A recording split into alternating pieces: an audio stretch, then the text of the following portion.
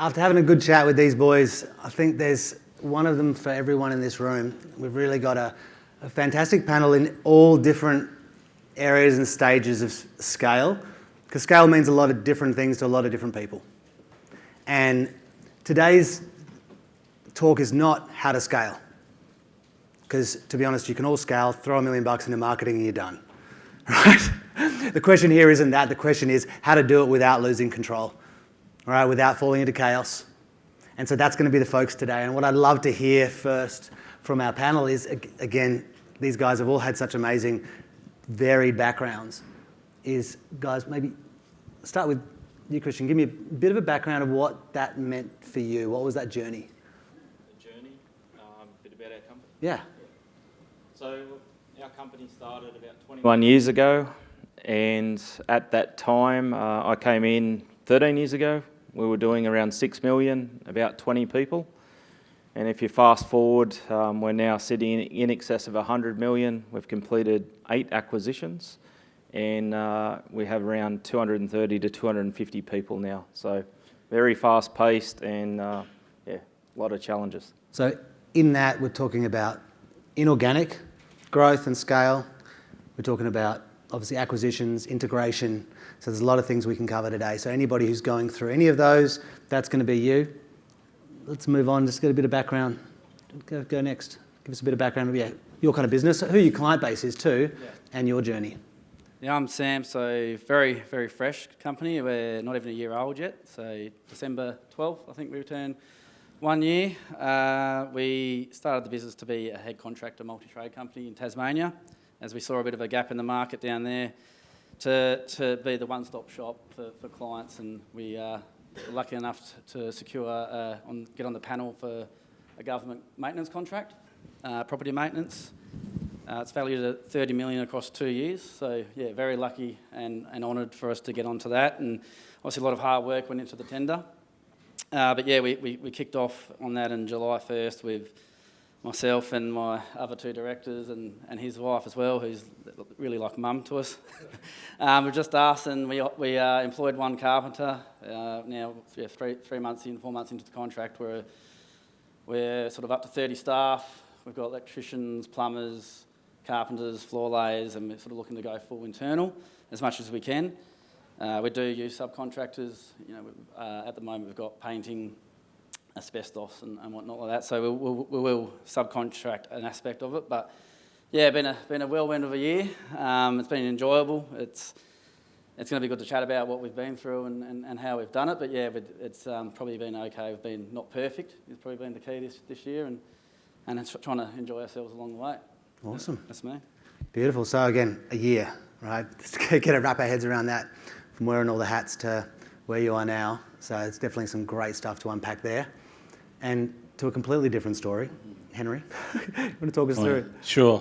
So I look after the property services business for Programmed. We're 3 divisions. I look after one of the divisions. We're slightly different. We've been around for 75 years, formed in 1951, and we've got 52 physical locations, 89 offices across Australia and New Zealand. There's about 2,000 staff. And we have 6 service lines. So we have electrical technologies, we have audiovisual, we have open space, we have painting, we have signage, building projects, and we do urban maintenance. So we bought a company called UMS about 2 years ago, and we do a lot of graffiti removal. So the whole of the city of Sydney and Northern Beaches is all us, and Metro Trains in Melbourne. So we're quite a different sort of scale, different complexity.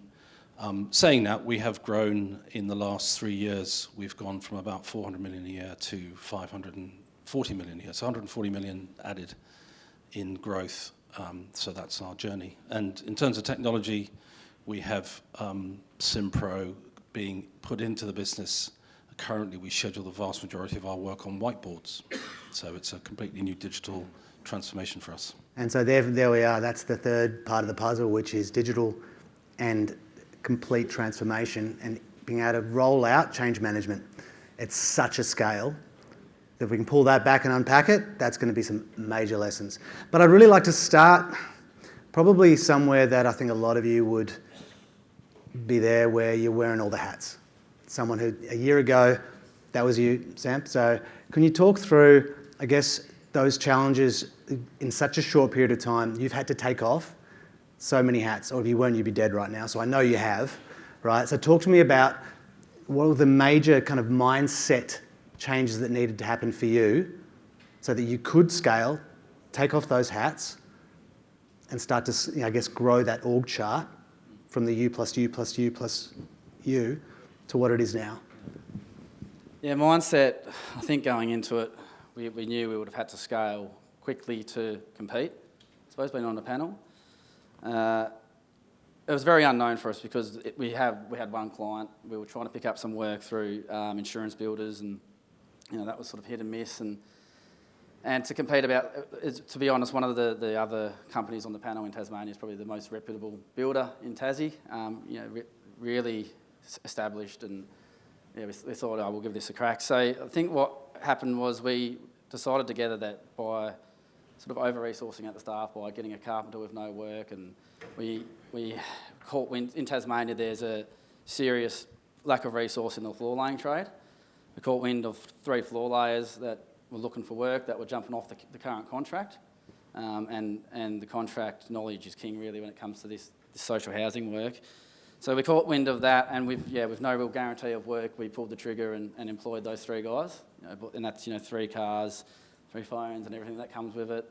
And I think so there was an element of risk on our behalf, but that was, I think, calculated risk, because we knew if we could get internal trades, essentially, to be able to have the full control of carpet. So with one of the main aspects of the contract we're on is, say a tenant will move out of a property, you've got to do a full upgrade. It could be anything from kitchens, bathrooms, floor coverings, painting.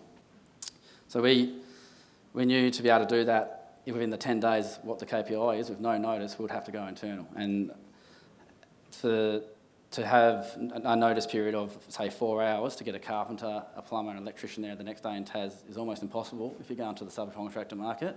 So that's why we did it. So we've got full control now internally. So cleaning and painting, you've got 5 to 6 days notice period. So that wasn't a critical point for us. For me personally, to grow out of sort of in the business and on is still ongoing.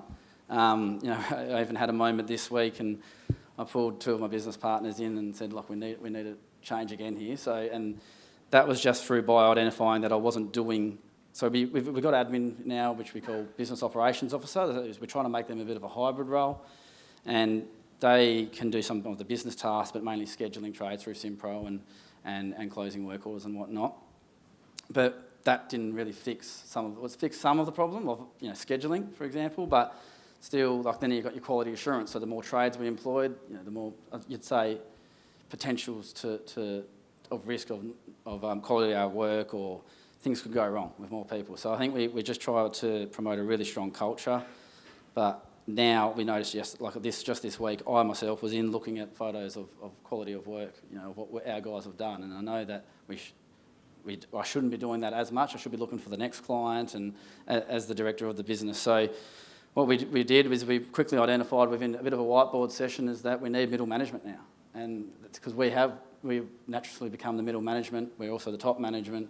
We're not so much the boots on the ground anymore. And I think now that's, as a team, we look at that and make that decision quickly, and then now it's all about the right people. So I think it's just being aware of what you're doing, I think, is key if you're in a business, and especially if you're a director or an owner of the business, is your time is so precious, and you need to be spending your time on what's going to be benefiting the company, but also your future.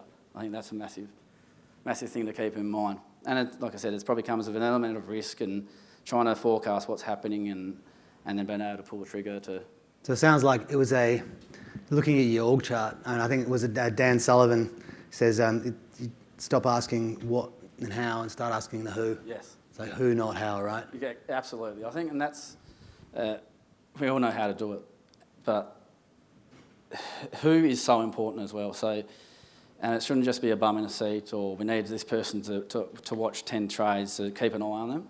You want someone that promotes who you are, what your culture is, what your values are, and I think that's what we're aligned on at the moment. Is it's the human being first, and that's when it comes to recruitment. For my personal beliefs are, you can't teach to be a good human at a later stage in life. So I think if you get good humans, they're going to have your back, especially in a middle management position. It's going to promote your culture and how we do things. And we're trying to be, I suppose, progressive in the way of just being genuine. And one of our core values is small things matter. So small things matter could be anything like we're doing pressure washing, on these empty properties before we hand them back to the government that we're not getting paid for, but we want to present the property and it looks really nice and neat. And so small things matter there. So that's for our client. Small things matter for our people could be we're a team of 30, but we've got 6 or 7 in the office now. So we've got the fridge stocked of food and drink and that they can access at any time. And I know that's only small, but I think those little things really make a difference in someone's workday. So I think, and you've spoken then about values, about decision, these decision-making criteria, and I think you're talking like this is something that was so natural, but I've seen a lot of the businesses in this room and outside, and having values that are known, used, and cascade down through the decision-making criteria into the business down to the lunchroom is not normal, right? At what point? Again, this is a year, let's just bring that back, right? What point in this journey did the idea, or where did it come from to transition from, I guess, just the doing to having values and starting to put them in? So maybe just to share what, if you were going to have a lesson there, or how you would share maybe a bit of advice on how to start bringing a value-based decision matrix into your business. Yeah, I think, look, for me, and us, it was from the start of being clear and, it's not necessarily having a roadmap, but it's understanding who you are and who you want to be before you start. I think it's critical. And things like values, I think, are easy to create within just a discussion between if it's directors or someone that's close with you. We actually had a marketing team come in, and it's just talking about what in life makes you tick. And I think that's to be different or to stand out or to be competitive in a competitive market like Tasmania, because there is lack of resources. Like I said, I think to do, like I said, like the small things was not only because we wanted to be those persons, but we saw it as a necessity to be able to get good people and get good clients and make a difference. So I think that's where it's, your values can be your I suppose you could say your usual ones that most big companies will have, and it could be accountability and quite vague and all that, which still work. But I think when you're sort of a smaller in size and you want your people to understand what you're doing and what the goals are, just breaking it down to something like I said, is having small things matter, right? Yeah. But the way you said it was important, which was you didn't just state an accountability or even small things matter. It's what does that look like, right? What does that look like at the lunchroom? What does that look like in strategy? What does that look like? And because as you're scaling, you can't have a system for everything, right? You can't get your words and that system out to everyone at all times when someone's starting. But I think that's really important. And I'd love to see, because this is obviously a year down the track and you've got you've now got that scale, you're starting to build the org chart. What does that look like? Maybe start with Kristian for you. How has who you are as a company, especially with these acquisitions, because I'm really curious to know when you have an identity as a business and a company and ways of operating, what happens within organic growth? Sure. Most of our acquisitions, and just for clarity, our business is fire and life safety, and we have sort of 4 key elements of our businesses that we have acquired. So one, manufacturing. We manufacture fire suppression up in Queensland and sell that globally. We acquired another business in engineered fire solutions and also another one in cabin air filtration for heavy equipment and the likes. And I think if I break it all down, a lot of it stems down to we've bought businesses from founders. So, many of these businesses are up to 35 years. There's a lot of old habits. There's a lot of the owner never wanted to go and mortgage the property to go to the next level. You also had a lot of people that have been in that business for 15 to, most recently we had someone 30 years. So when you come in and acquire a business, firstly we've got to unlock it and scale it. But you also need to not break it in the process. So the key is your people. You've got to get engaged with them, understand their problems, listen to their problems, and then work on the fixes. And then you're trying to inject your own culture or our culture into their business. And so tell me a bit more about that. So what were those core tenets? I guess the same, we're talking about the small things matter. So let's talk to what are those things that you chose in the business that were non-negotiables as you started to integrate? Because, you said you're going to listen. Yes. To a point, right? Sure. In our mandate, we're actually private equity owned, so we're here to grow and scale. That's what we're about. And we have core values of passion, acronym, but probably the two key things I step on is attitude. You can't teach it. You can teach everything else. And our last one's nimble, or fast decisions and keep moving. So don't sink the boat. I'm okay and empower people to make decisions, but just don't sink the boat in the process. So if it's big enough, escalate. But otherwise, make a mistake, learn from your mistake, move on. And it's for us, it's just been rapid pace. Like it has been a very busy journey. Okay, so again, we've still got some very clear tenets, passion, right? But it's not just a word. These are things that have the cascade down to actions in the real, at any point in the business. And that works obviously with the inorganic, because then you can set a standard. Now, your growth is different. Yours is not inorganic. Yours has been a long journey. Maybe there has been some inorganic growth there. Talk to me about, especially now that you're rolling out probably into older generations, different generations, going from, whiteboards to Simpro. You've now probably set some good new standards. Tell me about how you're starting to work that change management while keeping your identity and maintaining control over who you are as a business in total. Being the size that we are and our larger business alongside mine, we deploy, I think it's 35,000 people a day. So it's a significantly large business. So it has a culture of its own anyway that you can't shift. You're never going to change the program culture because it's been there for so long. And that's fine because it's a great culture. The challenge is when you have a business that's been around for so long that has struggled to grow and has struggled to maintain its position in market, which it has, although it's been successful. How do you shift a mind change to a growth? So I wouldn't say it's necessarily stagnated, but it's got very comfortable. It's very good at what it does. Mm-hmm. It's very caring. Our values are quite different from the guys here. We're sort of care and empathy. We're personal safety leadership. We're social diversity, inclusion, and customer service. So they're more holistic, overarching values that we live by. We live and breathe by them. And that in itself brings a great sort of inertia that we sort of hold ourselves to these things. So how do you shift that sort of size of business? And that's a huge journey in terms of change, because you're not as nimble as a smaller business, so you can't just turn around and go, tomorrow we're going to do this and we're off on a road, right? So you have to build momentum. So I've been fortunate enough in the number of years I've been working in the industry to have done about 12 of these transformations through larger businesses and small businesses. And the trick is, firstly, is to get the leadership in place that thinks one way.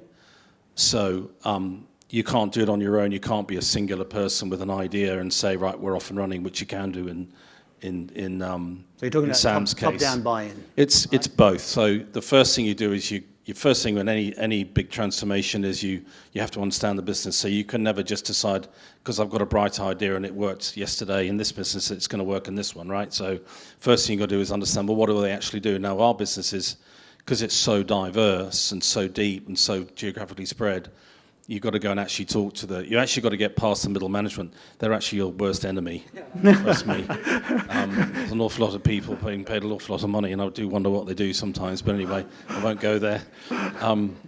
So first thing you do is to get down and actually talk to the people who actually earn money that pay your salary. I mean, I've always said that. So that tells you the roots of the problems, or the roots of what the business does and what motivates it to go to work every day. Then you can come back and start to build out the conceptual side of what it is you want it to look like. We call it Endgame. Apologies to Marvel, but it's a great. So what do you want to look like? And then you have to get the leadership to be in that same mindset. Now that actually, interesting enough, our leadership comprises of about 13 senior executives, and they didn't all survive that process. Right. Because unless they believe in that vision, which we collaborate on, maybe dictated by me a bit, but then that you're never going to work, because you get one person swimming against you in a sea of fish. It's just impossible. But this is the thing about standards, right? This is the same thing. This is the thing. So even when you you've got to think the same way.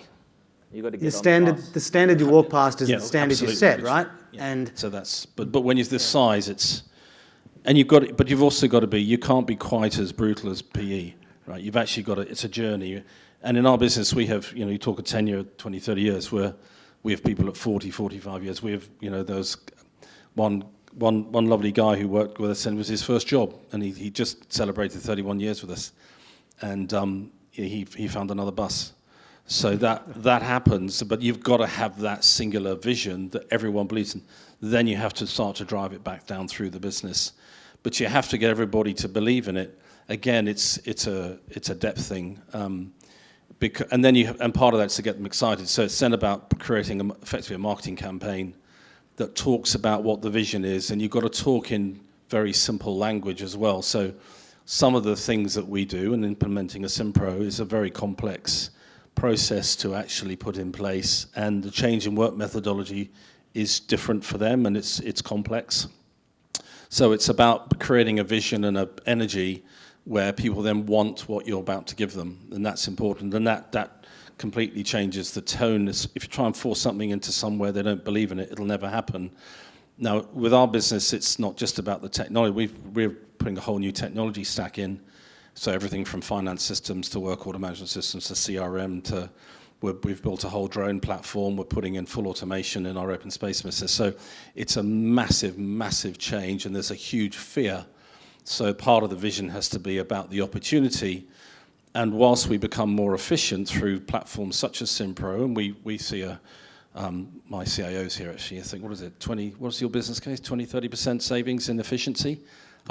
People think, well, that's my job going, and or AI. But the reality is that, my view is if you're very good at what you do and you're very focused and you understand it, it doesn't matter how many jobs you lose through efficiency, you're creating new jobs and new skills. And so for us, a lot of the message is about the transformation of people's job roles from one instance to another, as was shown earlier.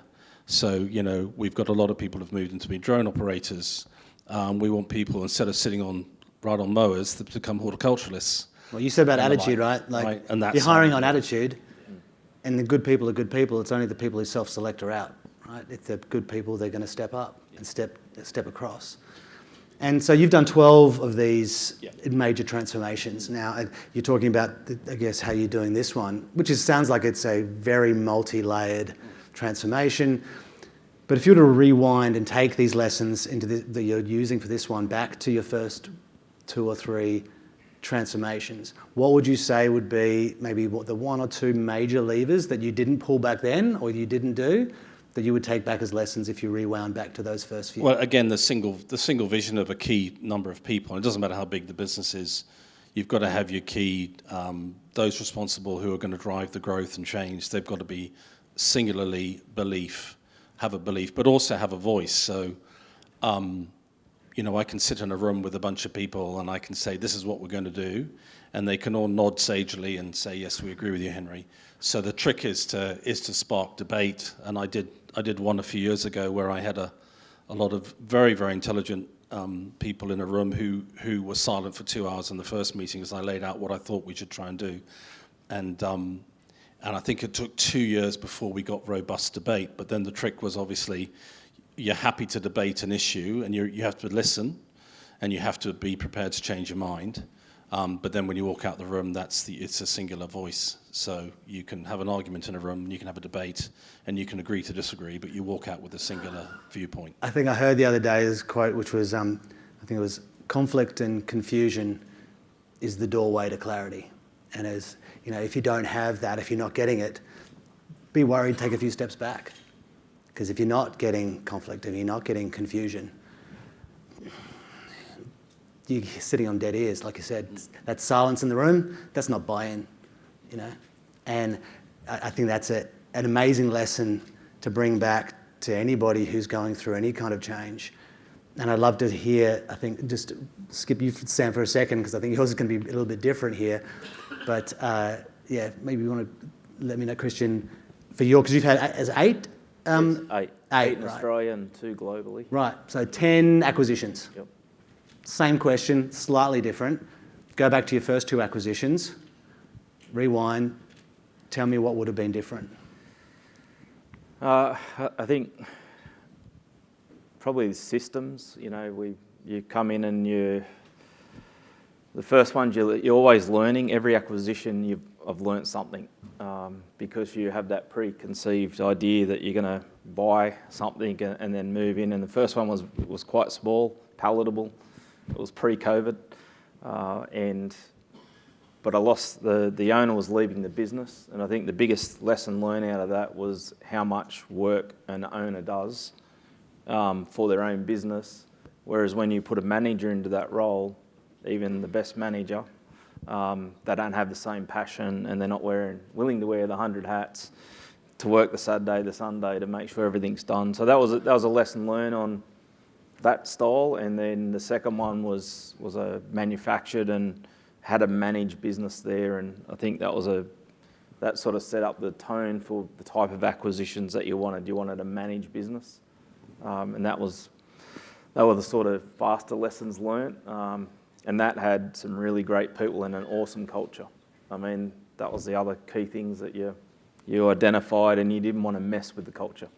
Okay, so there's a lesson there about you're integrating, but you're also absorbing. You're observing. For me, I had 2 guys. And this was in Queensland, and this was right on the verge of COVID. Like, I was actually having to get essential letters written so I could go up and visit our new factory. And good times. The owner had stepped out, so I effectively, was general manager of that operation and running it from New South Wales and flying back and forward. But I had a sales and an ops guy who would just, physically stand up to each other and shout. And so it was, that was quite challenging. But I set clear expectations around behaviour and how we operate as a business. And if you can't be aligned with that, you can't be part of our business. And since then, I haven't had an issue. But it's clear expectations but enforce it, make them accountable.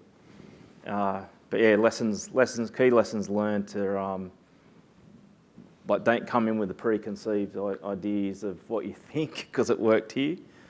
Every one of them has been different. Every one of them has been a lesson learned. Now, we're going to ask only just a couple more questions before we put it out to questions, because I do really think that, although I can ask where I've come from and I've got my opinions, that everybody here is going through a different scaling journey and different challenges. But what we're talking about here is losing control. And control, as we all know, what gets measured gets changed, and what gets measured gets done. And I want to talk about non-financial measurements. So how do you, as you are going through these different types of scale, we're talking about scale, but we're talking about scaling in change management, we're talking about inorganic scaling, and we're talking about, I guess, more of a traditional scale and organisational scaling and growth. What, if you could pick 2 to 3 non-financial lag metrics that you would kind of suggest to be measuring in scale, what would they be? Non-financial lag metrics, they can be lead, they can be lag, that would really let you know that you are scaling quality and consistency as opposed to shit. I think the biggest one that comes straight to my mind is client feedback. Like, there's your quality of work, your service that you've delivered, no one gives you as most honest advice as the client. So what does that look like for you? Well, we've been a government contractor, it is KPI, so it's a performance contract, so it's easier for us to see. Okay, true. But there's also tenants that we service within these properties, so and that's tenant. If it's a tenant satisfaction survey, or it's just testing the pulse of how we're travelling. I think that's critical. It's getting eyes out in the field. Of actually looking at, as a trade business, you can look at photos and you can look on Simpro, but you need to have field audits. Like, it's 100% required. to test how your quality of work is. Then we're talking about culture, it's your happiness of your people. So I think financials, if you get everything right of how you evaluate it, I feel that the finances will sort themselves out. I think the other quote I heard a couple of days ago was that so many people are focusing on the scoreboard. If people looked down and figured out how they were playing the game, the score's inevitable, right? Yeah. And so I think that's part of it. So what I'm hearing there is your three, just to summarise. We're talking about client satisfaction, NPS, CSAT, whatever you want to talk about. Talking about employee satisfaction, ENPS, or whatever you want to talk about, and your quality control, as in whatever standards you set and how the compliance to those standards. Yep. So that'd be your three. Just one more question there, just more on the customer satisfaction, because I know quite a few people do some of that base level, how did it go? How do you use it? Well, data is a huge thing. I know it's been spoken about a lot today, but nearly every decision you make in your business should be from the data.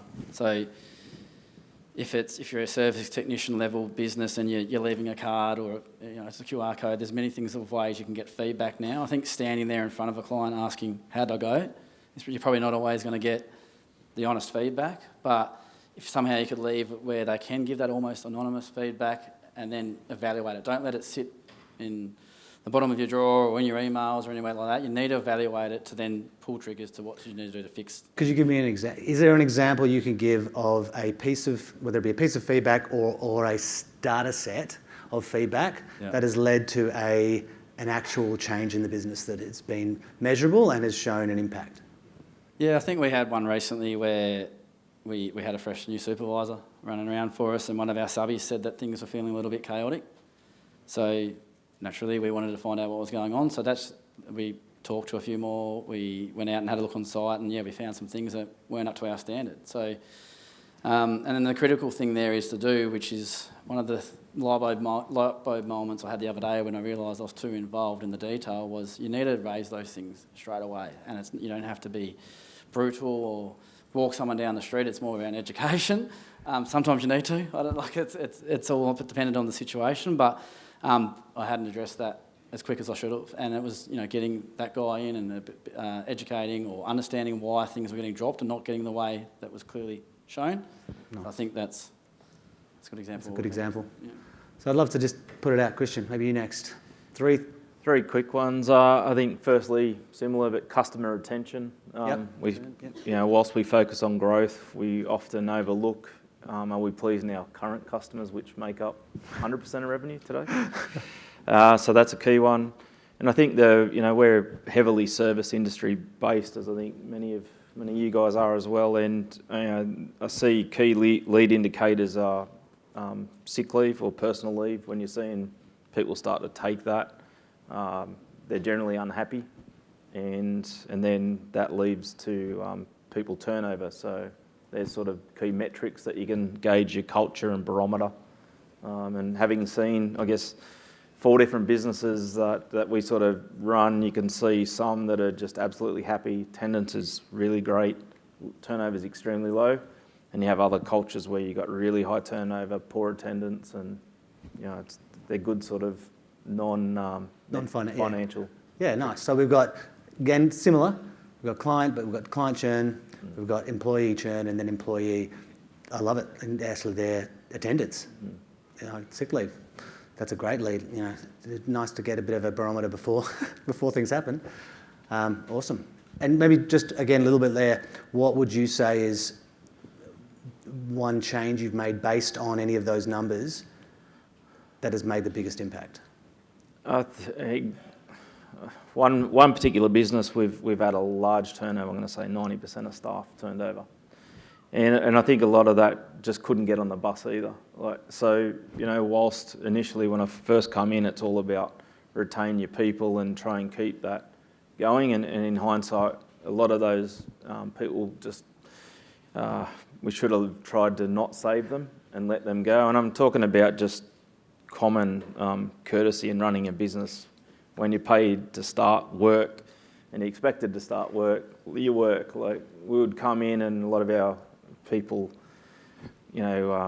getting parts or stock or anything like that, but 2 hours later they're still in the workshop So, if you take that doctor, nurse, hospital style where the doctor makes the money and you want the nurses to get the doctor to get on the table and make money, that's how our technicians work. And, unfortunately, that was, I guess, weak managers not holding their Standards. Employees accountable.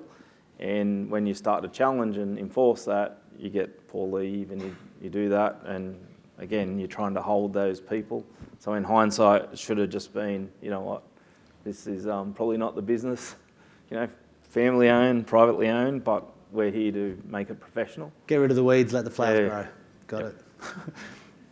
Sorry, that was a bit reductive, I know, but that's what it is. All right, what about you? So we have a staff engagement survey every year just for the sheer size. Part of that is that the honesty and the feedback comments is very important. So we do drive a culture that we're a safe space. So everything from whistleblower programs to the survey. So listening to the staff, because they know what's going on, and 99.9% of them are there to do the best that they can for the business, for themselves. So that gives us probably the best barometer that we have. We naturally have financial metrics because they do patterns. Again, your turnover is important, and where you're turning over. Interestingly, on the finance side, there is one metric which a lot of people don't always realise that there's normally a significant issue. It's when a part of the business is too profitable. So I don't know if any of you found, but we found there's been a couple of occasions where we've had a particular branch is suddenly incredibly successful, and and there's huge confidence and everything isn't a problem and it's wonderful, and that's an immediate red flag for us where we'll go in and say, that doesn't feel right. So I'm making too much money, you go and have a look. I'm happy you broke the rule on the finance one, because that's a piece of gold right there. So losing money is one thing, but making too much is definitely, because normally you get extremely frustrated clients because either work's not being done or they're not doing it correctly, or they know they're getting ripped off, and it's normally what we call the sugar hit in the branch. Nice. We've had a couple that it lasts about 9 months before it goes pear-shaped. Awesome. All right, 30 seconds, but I just want to get, before we go to questions, one lesson, a scaling lesson, a bit of advice you can put out to the room. You get to only pick one. Geez. You can't do it all, and therefore I am so process driven. So. Done. Beautiful. Sam? I think the key thing is to enjoy the ride. Oh, beautiful. Me too.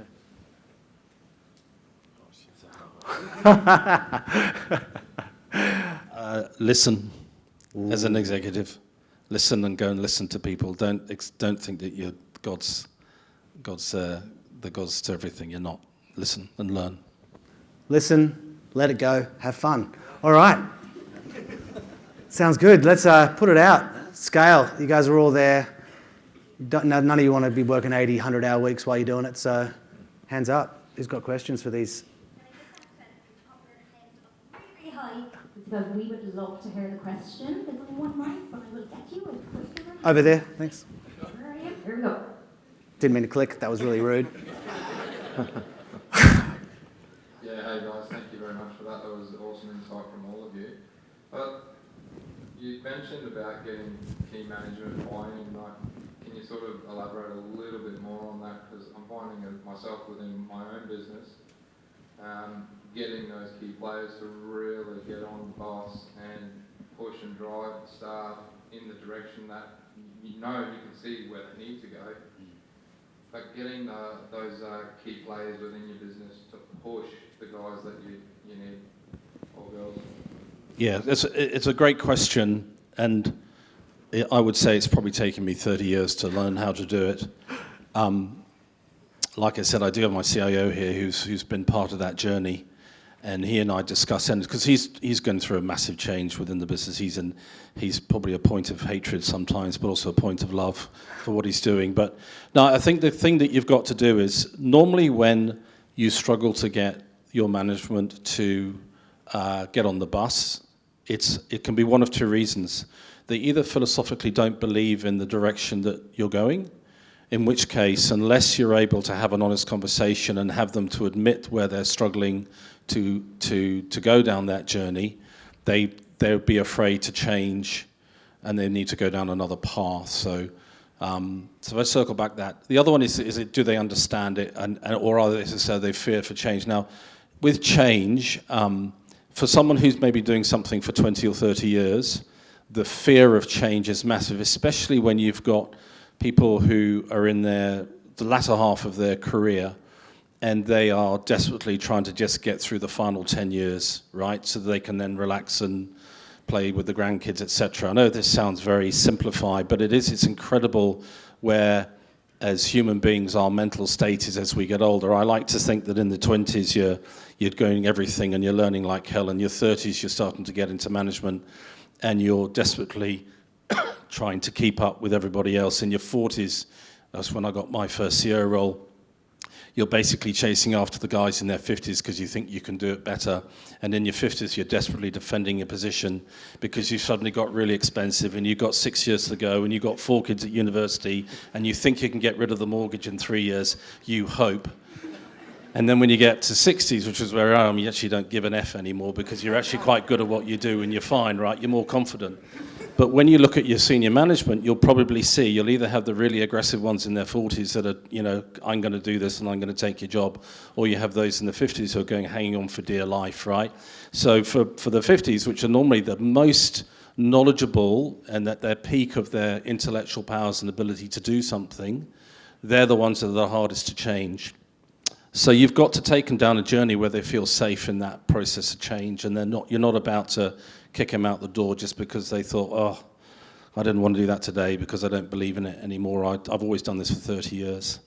And you may need to get a third party in to assist you with that psychological journey. The other one I've noticed is actually their actual understanding of what you're trying to do. And that's very, very common, where you lay out a vision and you say, this is the journey we're going to go on, this is what we're going to transform from this state to that state, and they actually don't understand it.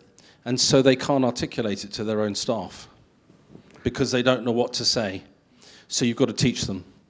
And it doesn't matter what age they are, it's very, very common. And at the moment, we've got an exact thing with our digital transformation where we've got a process change in one part of our business that moves us from a team-based task assignment to an individual task-based assignment, and our middle management are struggling with the change from team to individual. This is a really simple example.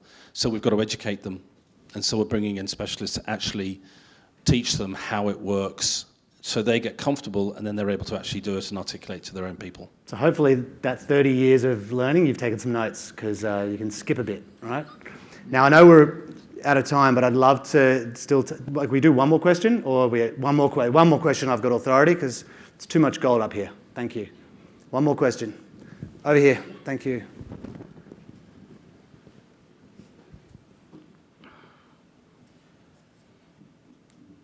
I'll be greedy and maybe ask Kristian this question. As you go from 30 to 100 million, what level of revenue caused your biggest culture shock? Ooh, good one.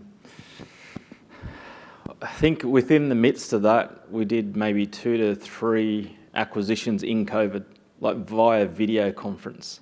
So probably the greatest challenge was, as we grew, we built out a corporate service model.